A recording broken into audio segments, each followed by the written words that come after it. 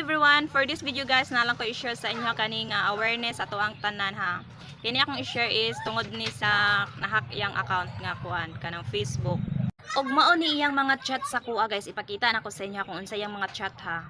So i-open natin po yung Messenger natin guys. Ipakita ko sa inyo ha tong account ni Kasilin Banayat Bako.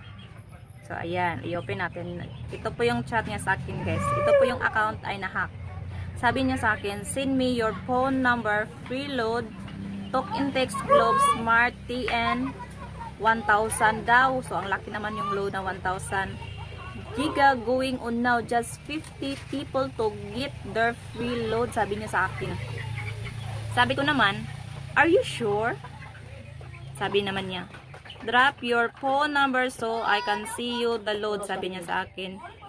Sabi ko naman, English lagi ka.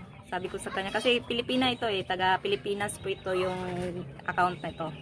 Tapos nahack daw sabi niya sa akin. Baka ibang bansa siguro to. Sabi niya sa akin, send me your phone number. Sabi ko, how much? Sabi niya, drop your phone number so I can see you the load. Sabi niya sa akin. Tapos video call ko. Hindi niya sinasagot yung video call ko.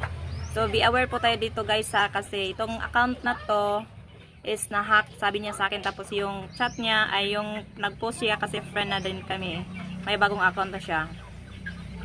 Sabi niya sa post sa Facebook, hi guys, paki-block and paki-report po sa old account ko para hindi po mag-chat sa inyo na hack po kasi old account ko po yung Kasilin Banayat Bako. Sabi niya sa akin. So, i-report natin ito guys mamaya. Pero ito po yung sasabihin ko sa inyo ha. Huwag kayong magbibigay ng number or phone number kasi mahahack yung phone number niyo. Kasi dyan po nakaregister ang GCash nyo. Ayun, dyan magpatuo na guys ha. Kay kanang send me your phone number, maghatag dag 1,000 galon. Na ba rin maghatag 1,000 galon? Sure, oy.